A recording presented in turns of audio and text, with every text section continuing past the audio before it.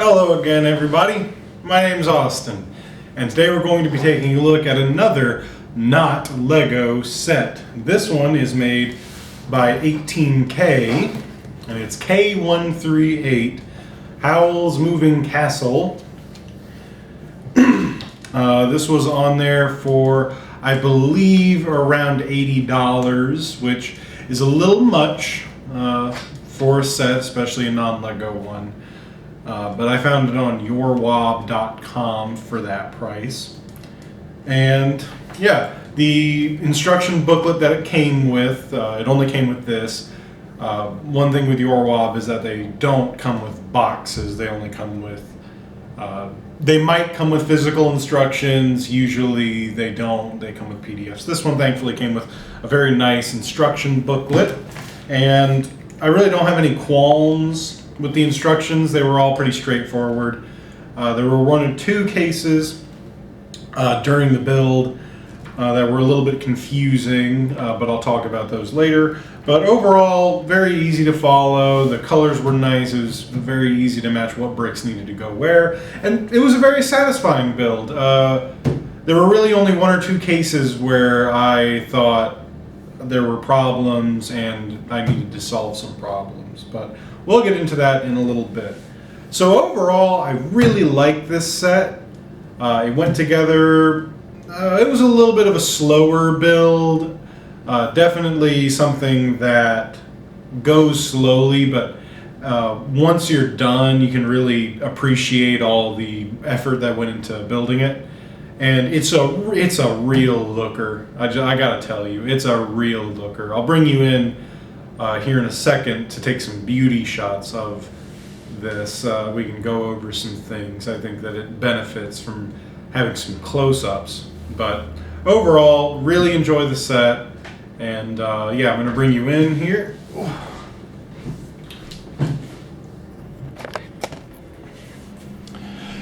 Oh, so here is the set. And it's very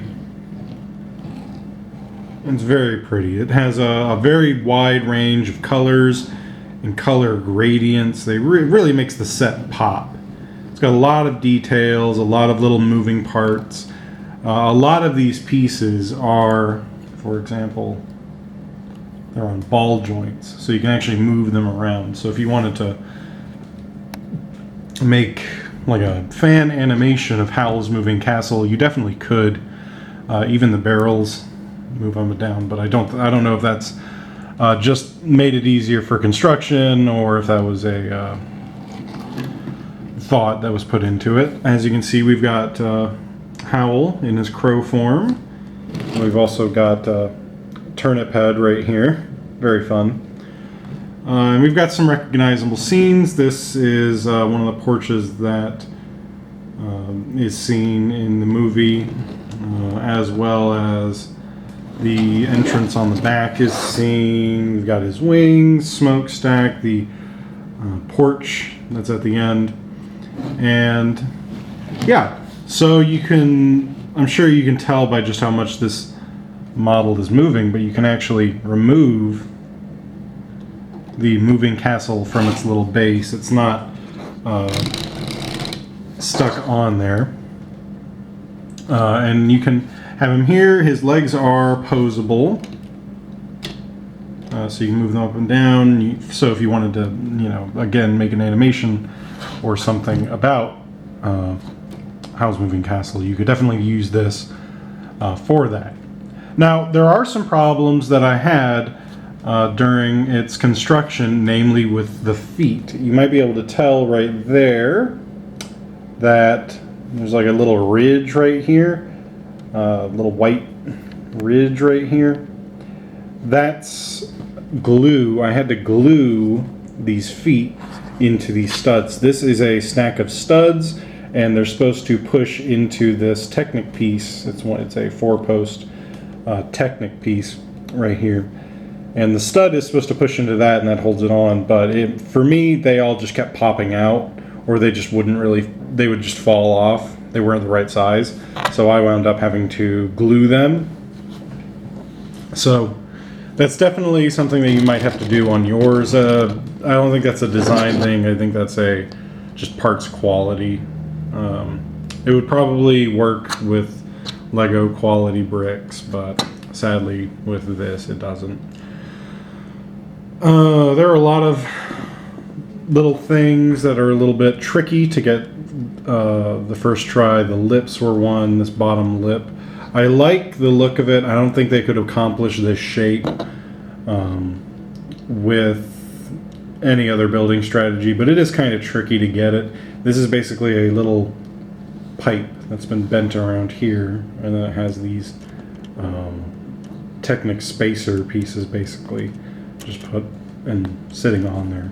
And I like the way that they move. I think that's kind of cool. I like the way they look. I like how they're not really straight. I think that really adds a lot. I mean, on the instructions, it looks like they want you to have them evenly spaced, but I kind of like the more disorganized look. I think that really fits the mood of Howl's Moving Castle. Now, if you grab right here, where this pipe and this gear is, and pull, you can actually see that this opens.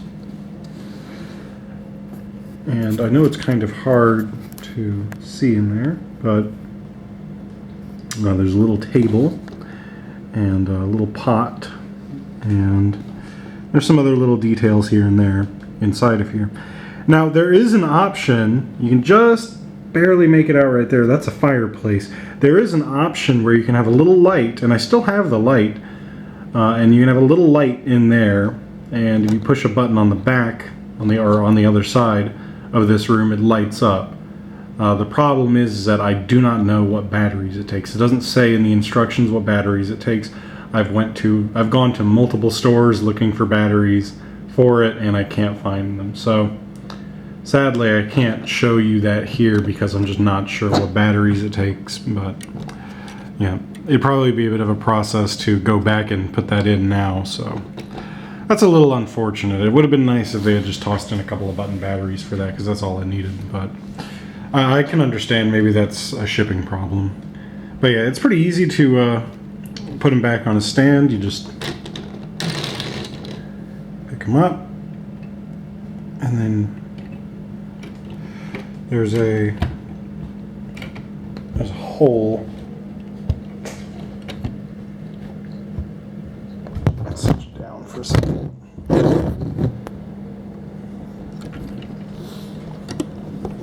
There's a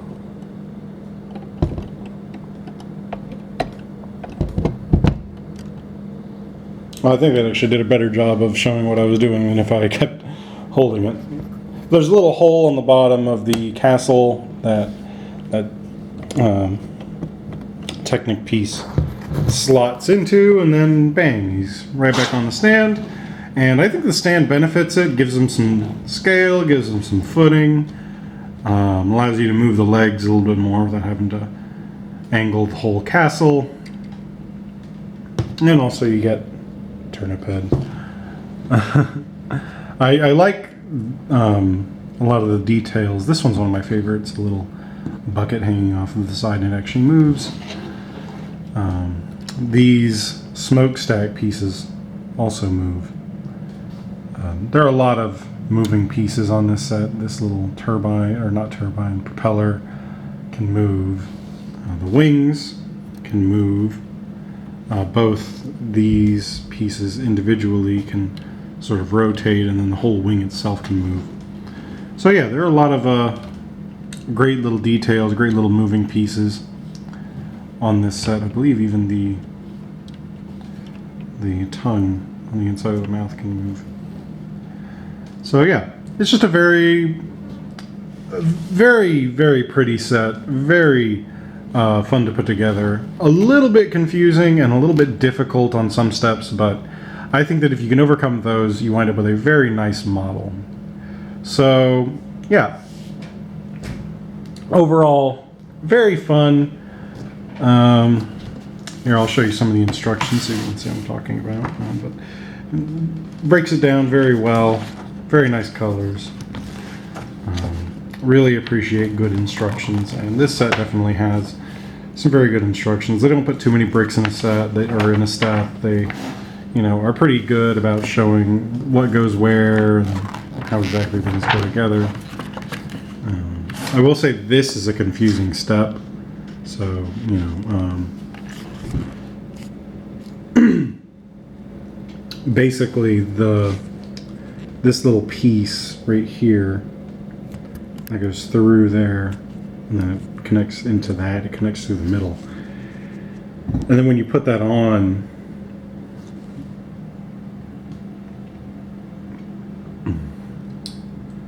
you want